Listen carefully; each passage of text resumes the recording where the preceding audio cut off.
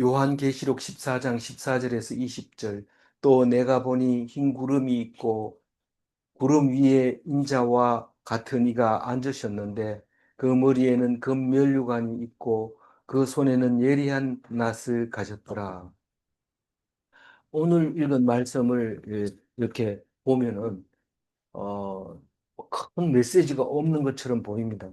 그러나 사실은 가장 우리가 목숨 걸고 지켜야 되는 내용이 들어 있는 겁니다.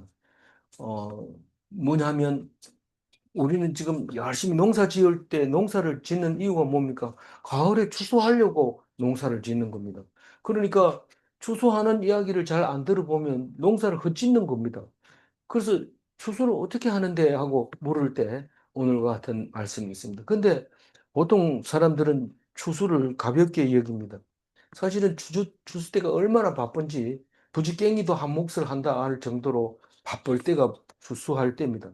근데 추수하는 거 신경 안 쓰고 그냥 했다가는 아무리 농사 지어놔도 추수 때 그냥 다 날아가 버리고 허사가 될 수 있습니다. 그래서 추수를 어떻게 하는가 그걸 하는데 오늘 천사가 몇 명 나오느냐 하면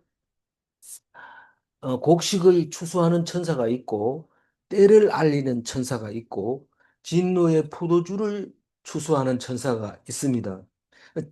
정확하게 얘기하면 곡식을 추수하는 거하고 진노의 포도를 추수하는 거하고 같은 사람인 것 같은데 이 환상에서는 다른 천사로 얘기를 하고 있습니다. 그런데 제단 불을 다스리는 천사가 개입을 합니다. 그냥 추수하는 게 아니고 재단 불이를 다스리는 사람이 명령을 해야 명령을 하게 되면 그게 진노의 추수가 될지 아니면은 어 알곡을 추수하는 추수가 될지 결정을 하는 겁니다. 그게 재단 불을 다스리는 천사가 하는 역할입니다. 그렇게 말한다면 천사는 네 사람이 나오고 있습니다. 그래서 우리가 그냥 우연히 되는 게 아니고 하늘에서도 엄청 복잡한 업무 분담을 가지고 있고 그 업무 분담에 의해서 이루어진다는 사실을 알게 됩니다. 그래서 아무것도 모르는 사람이 그날을 맞이하는 것과 우리가 어떻게 해서 그렇게 되어진다는 것을 아는 사람이 그날을 맞이하는 것과 완전히 천양지차가 나는데 뭐 멸망하는 사람은 뭐 알 필요도 없고 알아봐도 뭔 말인지 못 알아듣습니다. 그러나 하나님께 구원받는 사람은 그 말씀이 들리는데 어떻게 들리냐면 큰 소리로 들리는데 얼마나 큰 소리로 들리냐면 천둥 우레가 치는 소리 같이 가슴을 땅 때리는 것 같은 소리로 들린다고 앞에서 여러 번 얘기를 하고 있습니다. 어제는 그럼 뭔 얘기 했는데요? 생각 안 납니다. 그래서 생각을 해봐야 돼요. 천사들이 이야기하는데 순교자에 대한 이야기를 했습니다. 생각이 안 나지만 생각나는 대로 얘기를 해보는 거예요. 그래서 주안에서 진짜 고민다 한다. 예, 어, 지금 이후로 예, 주 안에서 있는 자로 세, 믿는 자가 복이 있도다. 네, 그게 중요한 키포인트였고, 새 노래를 부르는 천사가 있었고, 복음을 선포하는 천사가 있었고, 큰 성 멸망을 선포하는 천사가 있었고, 우상 숭배를 자를 저주하는 천사가 있었고, 그리고 마지막으로 인내와 믿음으로 주 안에서 죽은 자가 복이 있다. 그 얘기를 하고 있습니다. 그 인내와 믿음이 우리 전부입니다, 사실은. 근데 인내와 믿음이 뭐냐 이렇게 물으면 전에도 나왔어요. 근데 불변한 것이 인내고 성실한 것이 믿음이다. 좀 생각해 봐야 되는 단어이기는 하죠. 언어가 그렇다는, 그, 그렇게 쓸 수도 있고, 이렇게 쓸 수도 있는 단어다, 이 말입니다.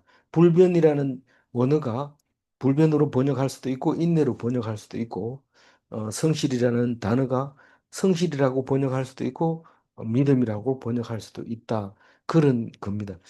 어, 어쨌거나 인내와 믿음이 주 안에서 죽는 거다. 우리가 주님이 어디 계시냐고 찾아가 가지고 그 안에서 안겨서 죽는 게 아니라 좀 이 말은 주 안에라고 했지만 그거는 주인이기 때문에 주 안에라고 했지만 내 안에 주님이 계시면 내가 주 안에 있는 겁니다. 내가 네 안에, 네가 내 안에 이렇게 얘기하기 때문에 우리 일반적으로 말할 게 높이려면 내가 주 안에 있는 게 맞는 거죠. 그러나 실상은 예수님이 내 마음속에 모시고 있으면 그게 내가 주인의 예수님이 되고 예수님 속에 내가 들어 있는 겁니다. 그 겉으로 보면 예수님 같이 보여야 되죠. 근데 그걸 그렇게 따지는 게 아니고 이게 주 안에 있다는 것은 나와 하나님이 함께 하고 계신다. 그게 인내고 믿음이라는 거죠. 그래서 주 안에서 죽으면 왜 복이라고 했어요? 수고가 거친다. 누가 가르쳐 준 거예요? 성령이 가르쳐 준 거예요. 성령이. 누가 가르쳐 준 게 아니고 환상도 보여주는 것도 아닌데 성령이 대답했다고 얘기를 하고 있습니다. 그러면서 행위대로 갚으신다. 그렇게 얘기를 하고 있는 것을 어제 말씀하셨습니다. 스토리는 아니지만, 분명히 천사의 말이, 천사의 역할이, 천사의 종류가 어제 나왔던 거죠. 오늘 보면, 오늘도 천사가 있는데, 이 곡식을 추수하는 천사가 있는데 어디에 있느냐면 흰 구름이 있고 구름 위에 인자가 있고 이때 당시에는 하늘을 이러면 굉장히 여러 가지 칠층층까지 있다고 얘기를 합니다. 근데 보통 구름 위에 있는 거하고 그 더 위에 있는 거하고 그다음에 이제 독수리가 날아갈 수 있는 하늘이 있고 그 위에 우리가 새들이 날아가는 그 더 낮은 하늘이 있고 그렇게 뭐 하늘이라고 얘기를 하고 있는데 그게 중요한 게 아니라 다른 데는 흰 구름이 있고 이 말이 없는데 이건 왜 구름 위에 앉아 있느냐라고 얘기한다는 것은 좀 더 가까이 있는 다시 말해서 예수님이 오실 때 구름 타고 오신다 이 말은 구름 타면 우리가 대충 알아볼 수 있습니다. 구름을 타고 오신다면 시야에 들어오는 그것을 말하고 있는 거고, 더 올라가면 우리는 어딘지는 안 가봤으니까 모르는 거죠. 그 하늘 아니고, 흰 구름 위에 앉아 계신 분을, 어, 분대 인자와 같은 이라고 하면 예수님을 말하고 있습니다. 왜 구름 위에 앉아 있는 예수님이 건물관을 쓰고 이래야 되는데, 왜 이렇게 했나요? 그 환상이니까요. 꿈이니까요. 꿈 얘기를 써야지 통과가 되는 이 그때였으니까. 그, 그래서 앉으셨는데, 그래도 읽는 사람은 다 압니다. 이게 읽으면서 그렇게 써놔도 알아들어요. 그 머리에는 금면류관이 있고, 금면류관이라는 것은 최고 1등에게 주는 그, 예, 상이죠. 상이 면류관. 저기 그건데 여기서는 이제 왕으로 생각할 수 있는 거죠. 최고 나은 왕. 그 손에는 예리한 낫을 가졌더라. 추수하는 사람의 이 집주인이라고 생각하면 됩니다. 이 예리한 낫과 그냥 보통 낫은 어떻게 다르냐? 이 추수할 때는 항상 숫돌을 가지고 논밭으로 갑니다. 그래서 한참 베고 나서 조금 쉴만할 때 앉아가지고 숫돌을 갈아서 또 베고 또 쉴만할 때 와가지고 숫돌을 갈고 사실은 쉰다고 해서 열대째로 누워가지고 숨 쉬고 이런 쉬는 게 없습니다. 앉아가지고도 풀을 뜯는 그렇게 쉼입니다. 시골 사람들은 그렇습니다. 어쨌거나 낯을 예리하게 갈았다는 것은 좌우의 날선 겁니다. 핑계 대거나 무슨 이렇게 그런 게 없고 정확하게 나중에 예수님 만나면 핑계 대야지 이러고 핑계를 만들어 놔봐야 예리한 칼로 딱 치면은 결판이 나버리거든. 그러니까 그런 건 안 통한다. 이제 그런 의미로 생각할 수 있습니다. 15절 읽어볼까요? 또 다른 천사가 성전으로부터 나와 구름 위에 앉은 이를 향하여 큰 음성으로 외쳐 이르되 당신의 낯을 비둘러 거두소서 당의 목식이 다 이거 거둘 때가 이르렀습니다 하니 이 다른 천사라는 것은 곡식을 추수하는 천사가 아니라 시간을 알리는 천사예요. 우리 그 농업진흥공사 지금 이름이 없어졌습니다만은 그 회사에 가면 하루 종일 저기 덜에 나가가지고 이삭을 뽑아가지고 사무실에 들어서 훑어가지고 나달 수를 세는 사람이 있어요. 그 사람은 이렇게 네모를 딱 쳐가지고 1m 안에 이삭이 몇 개 나오고 이삭 한 개에 몇 개의 나달이 들어있다. 이러면 전체 면적을 곱해서 계산이 나오면 그거를 보고를 하면 그걸 가지고 전체 나라의 농업 정책을 세우고 그 품종에 대한 평가를 하게 되고 이런 사람이 있는데 우리 엔지니어가 전기 기술자가 그걸 이렇게 보면서 저걸 일이라고 하나 이렇게 생각을 했지만 아주 중요한 일을 하고 있다는 겁니다. 남의 일은 다 무시하죠. 무시하면서 그렇지만 그 사람은 그 알갱이 하나를 잘못 셈으로써 우리나라 전체의 농업 정책이 달라질 수도 있습니다. 그런 건데 이 때를 알리는 천사 제대로 익었는지 이제 추수할 때가 됐는지 이 타임키퍼죠. 타임키퍼. 우리가 그 조금만 이게 어린이 수련회 할 때도 보면은 놀다 보면 시간이 되는지 모르고 있습니다. 그래서 네가 타임키퍼 해라. 그러면은 그 사람 놀다 말고 시계 딱 보고 이제 5분 남았습니다. 10분 남았습니다. 이제 올라갑시다. 그러고 예배 시간에 딱 앉아가지고 예배 드리고 이러는데 이 타임키퍼가 중요합니다. 이 사람이 정신 놓고 있으면 그만 지나가 버립니다. 추수 못 합니다. 뭐 끝나 버립니다. 그래서 어 반키프가 어디서 나올까요? 성전에서 나왔어요. 이 성전이 하늘에 있는 성전이 아닌 것 같아요. 왜냐하면 구름 위에 앉은 이를 향하여 큰 음성을 외쳐서 부르는 거 보니까 이 땅에서 하나님 나라를 위해서 기도하고 있는 사람처럼 느껴집니다. 느껴져서 이것은 땅에 있는 성전이냐 이러면 따지면 또 안 돼요. 왜냐하면 이게 지금 하늘에 있든지 땅에 있든지 간에 머릿속에는 요한의 머릿속에만 들어있기 때문에 정확하게 모릅니다.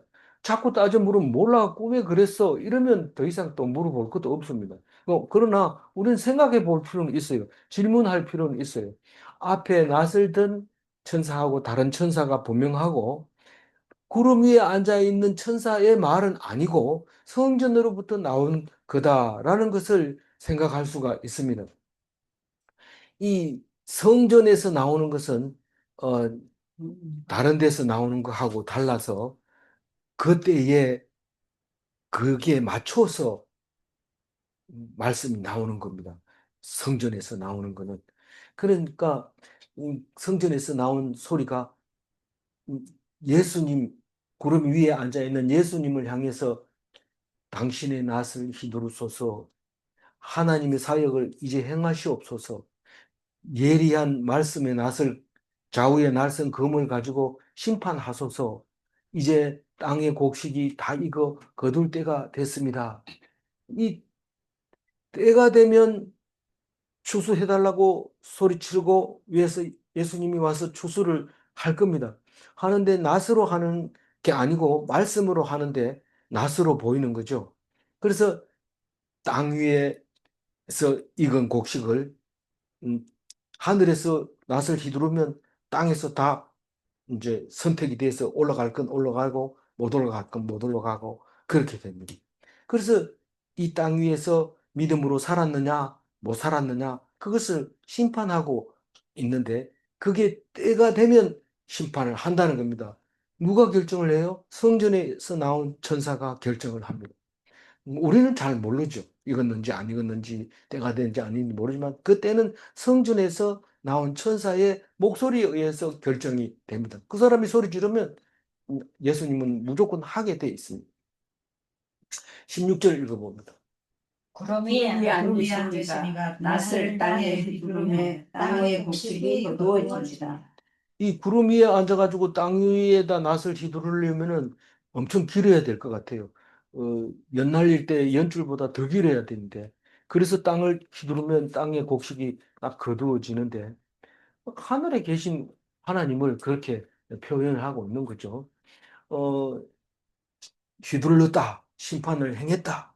그러면 땅의 곡식이 거두어지는데, 익은 곡식은 알곡으로 곳간에 들어가고, 다시 말해서 복음을 듣고 인내와 믿음으로 구원받은 성도는 천국에 들어가고 이렇게 말할 수가 있을 겁니다. 17절 읽어볼까요? 또 다른 천사가 하늘에 하늘에 있는 있는 성전에서 나오는 해 역시 예리한 낯을 가져 이 사람은 예리한 낯을 가졌는데 뭐하는데 또 다른 천사가 필요하냐? 한 사람만 있으면 안 되냐? 근데 이 낯은 포도를 음, 그 추수하는 낫입니다. 포도 추수하는 낫하고 어, 우리는 추수 이름은 벼를 말하고 있는데 저쪽에서는 추수 이름은 보리를 추수하는 걸 말하고 있습니다. 이 보리 추수하는 거하고 포도 추수하는 거는 완전히 다릅니다. 낫이. 이 낫은 이 보리 베는 낫은 우리가 일반 벼 베는 낫하고 비슷하게 생겼지만 포도는 그걸로 가지고는 안 됩니다. 봉지를 잘라 가지고 담아 가지고 그걸 추수하는 겁니다. 담아가지고 바구니 담아가지고 그걸 옮겨가지고 어디다 넣어요? 포도즙 짜는 틀에다 집어넣어가지고 이제 눌러 깨서 물만 필요하고 건더기는 이제 버리는 거죠. 그게 추수입니다. 근데 보리나 벼는 알곡을 어, 말려가지고 곡간에 집어넣는 거 그게 추수고요. 근데 이 낫을 가진 천사도 어디서 나와요? 성전에서 똑같은 성전에서 나왔습니다. 근데 똑같은 성전이 아니고 하늘에 있는 성전이네. 그죠? 네. 이건 하늘에 있는 천국. 그래서 아까 그거는 타임키퍼는 땅에 있는 천사 같고 이거는 천국에 있는 천사 같아요. 그래서 하늘에서 음, 낫을 두 개 다 하늘에서 가지고 있어요. 그래서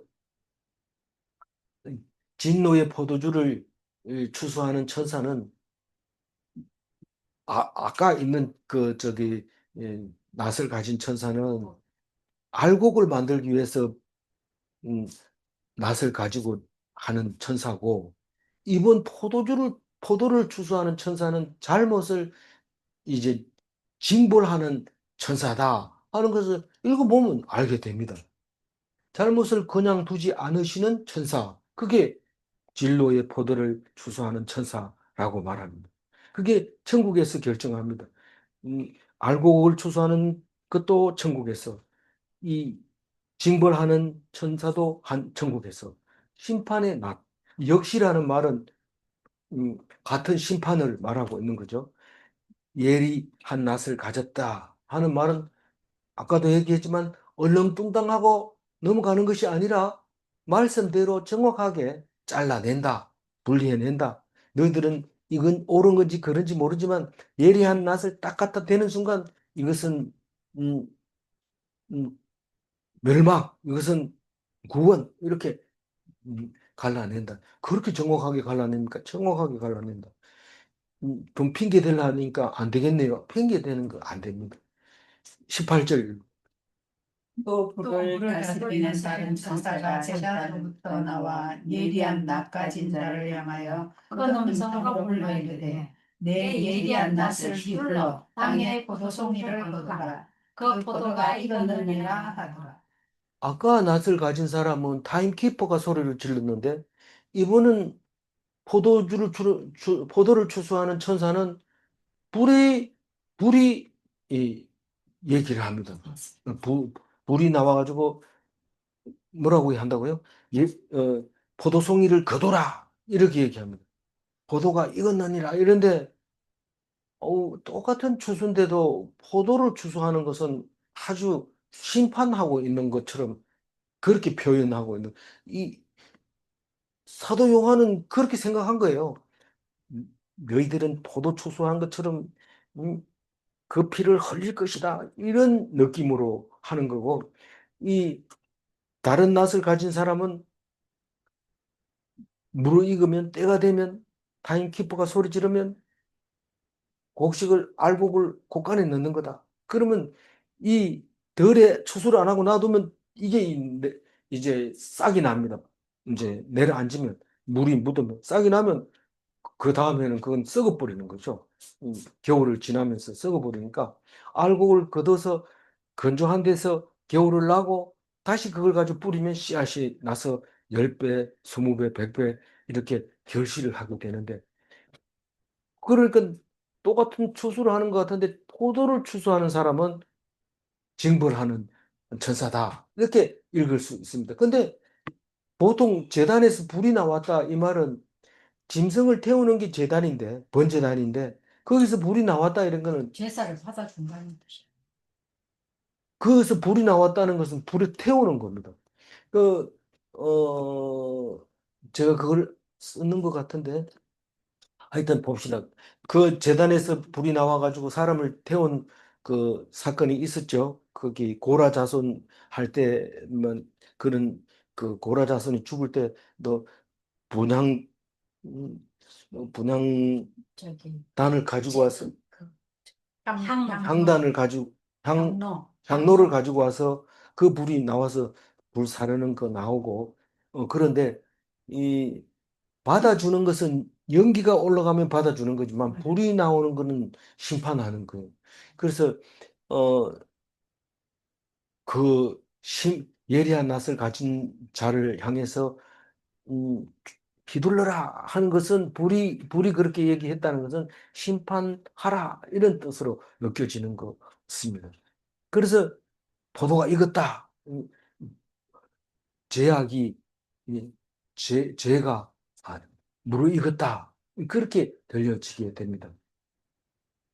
어, 재단 불은 영원히 안 꺼집니다. 꺼져서는 안 됩니다. 이 심판의 불은 늘 있는 거죠. 그래서 음, 하나님께 기도하면 재단에서 말씀이 나오고 응답하고 그런 겁니다. 그래서 우리가 원하는 게 있으면 신원해달라고 기도하면 그 불로 응답하는 이야기들이 많이 나오고 있습니다. 어, 그래서 이 18절에 나와 있는 천사는 심판의 때를 알리는 불로 심판을 하는 게 아니라 불로 심판을 해야 되는데 불로 하지 않고 낫으로 심판하는 것으로 해야 되는 이유가 포도를 추수하려면 천상 낫을 써야 되니까 그렇게 생각했다. 그겁니다. 6장에서 한번 나왔던 이야기인데 6장 9절 한번 읽어볼까요? 다섯째 인을 떼실 때에 내가 내가 보니 보니 하나님의 하나님의 말씀과 그들이 가진 증거로 말미암아 죽임을 죽임을 당한 당한 영혼들이 영혼들이 제단 제단 아래에 아래에 있어. 이 다섯째와 여섯째 사이에 이야기가 나오는 다른 거는 뭐 사이에 이야기 안 나오는데 여기는 다섯째 여섯째 사이에 이야기 나오는데 그게 천국 성전 제단 아래 순교자들이 거기 아직까지 이 흰옷을 못 입고 앉아 있습니다. 제단 아래. 그래가지고 이렇게 신원해 달라고 얘기를 하니까 흰옷을 주면서 조금 더 기다려라. 숫자가 잘 때까지라고 얘기를 하게 됩니다. 어, 뭐 아는 것만 얘기하니까요. 모르는 거는 그냥 아는 건 없지만 느낌은 얘기하는 겁니다. 19절 읽어봅니다. 천사가 천사가 낯을 땅에 휘둘러 땅에 땅의 포도를 거두어 하나님의 진노의 큰 포도주를 내지네. 이 포도주 틀이라는 것은 19장에 가서 또 한번 얘기하는데요. 19장 15절 한번 읽어볼게요. 그의 그의 입에서 입에서 예리한 검이 나오니 그것으로 마음을 쥐겠고 친히 그들을 철장으로 다스리며 또 친히 하나님 모든 전능하신 이의 맹렬한 진노의 포도주를 알게. 그러니까 이 15절에서 그 한 절에서도 복잡한 단어들이 많아요. 입에서 예리한, 검이, 망국을 치겠고 철장으로 다스리며 친히 전능하신 맹렬한 진노의 포도주 틀을 밟겠고 이렇게 급속하게 많은 단어를 사용한 것은 사실 엄청난 말씀인데도 불구하고 너무 환상적이니까 우리가 읽기가 어려워서 잘 안 읽어집니다. 함부로 또 읽었다가는 또 따지면 안 되니까 또 말을 못하고 그래서 그런데 사실은 혼자 앉아서 묵상하려면 오히려 이 요한계시록을 묵상해야 될 것 같아요. 오히려 저는 그런 생각이 들었어요. 그래서 19절에 보면 하나님의 진노의 큰 포도주 틀이 이것은 심판의 틀이라는 겁니다. 그러니까 재단에서 불이 나와가지고 소리 지르는 거는 지금 심판하라고 하는 거고, 뭐 불이 나와가지고 재단을 지금 제사를 받아주겠다. 그거는 바위 위에 재물을 얹었을 때 태웠던 그 사사기에 나오는 그런 거라든가 그런 거는 이제 받아준다는 뜻으로 불이 나왔지만 이것은 심판의 불인 게 그림이 그려지는 겁니다. 그래서 낫을 휘두릅니다. 그러니까 포도를 추수하는 천사가 낫을 휘두르니까 포도가 거두어지는데 큰 포도주 틀에 던져집니다. 포도송이를 딱 낫으로 잘라가지고 던지면 포도주 틀에 탁 들어갑니다.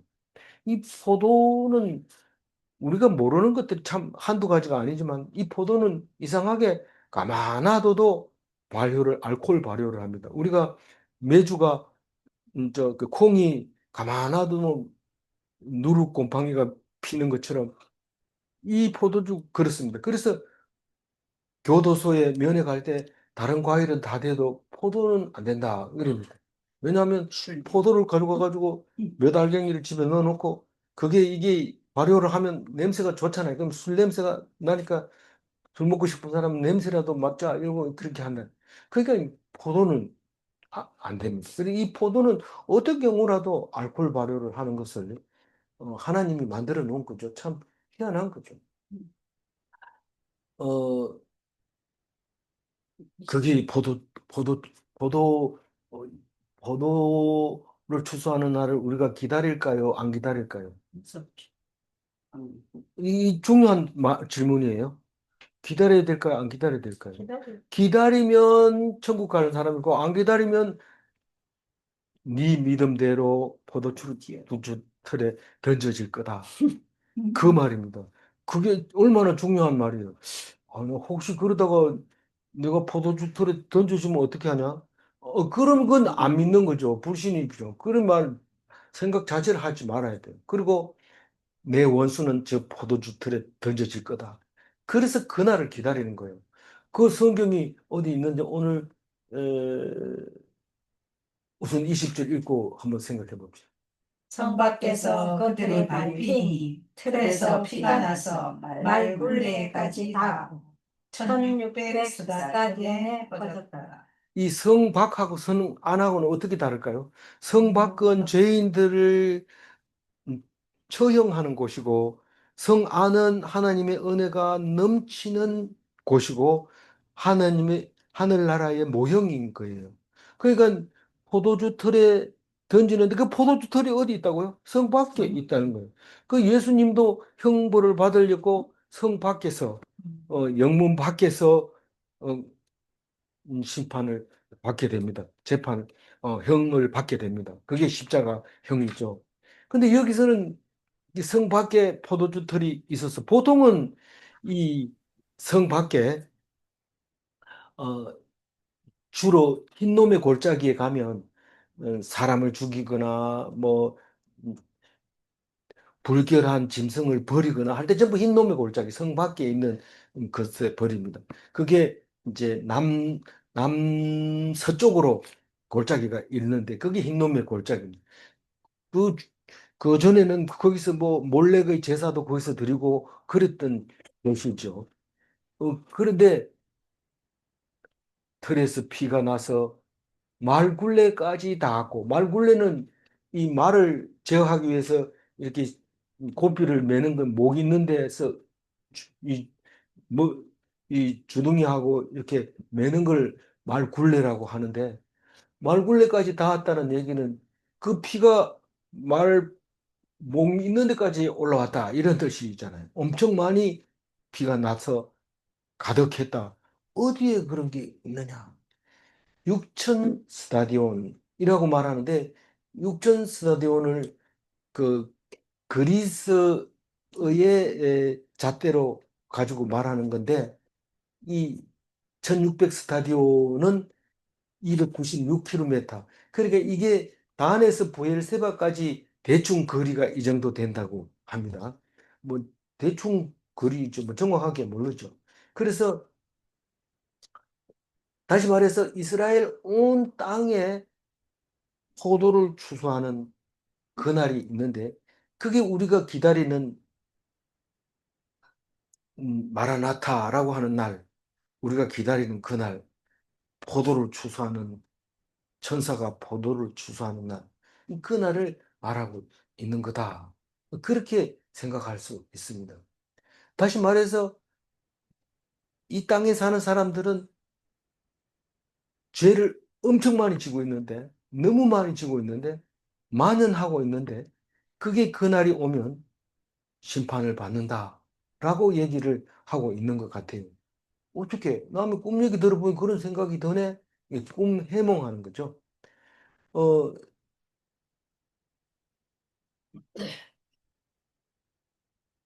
20절 한번 읽고 마무리하겠습니다. 성 밖에서 성막에서 그들이 밟히니 그래서 피가 나서 마을굴레까지 닿았고 1600스다디온에 퍼졌더라. 네.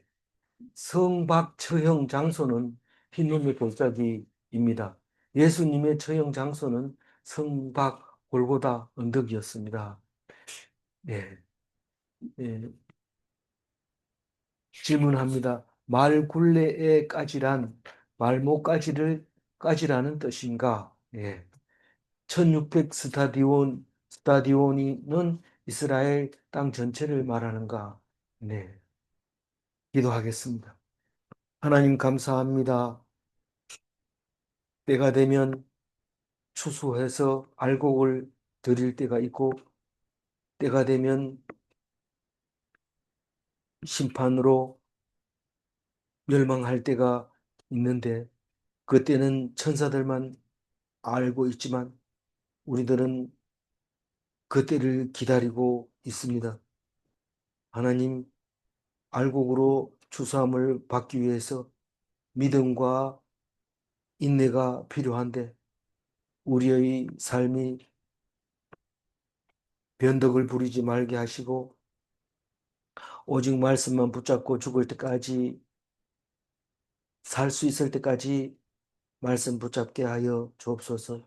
많은 사람들이 죽을 때까지 뭐를 해야 될지 몰라서 허둥지둥하고 이리 뛰고 저리 뛰고 쓸데없는 데 신경 애쓰고 용을 쓰다가 결국 죽을 때 허무하게 죽지 않도록, 벌거벗은 상태로 발견되지 않도록 하나님 앞에 말씀으로 옷 입고 말씀으로 무장해서 남들은 다 죽어도 죽지 않는 영원한 천국으로 들어갈 수 있는 그 믿음을 오늘 이 순간 허락하여 주옵소서. 아멘. 온전히 주님만 의탁하게 하여 주옵소서. 감사드리옵고 우리 주 예수 그리스도 이름으로 기도 올리옵나이다. 아멘.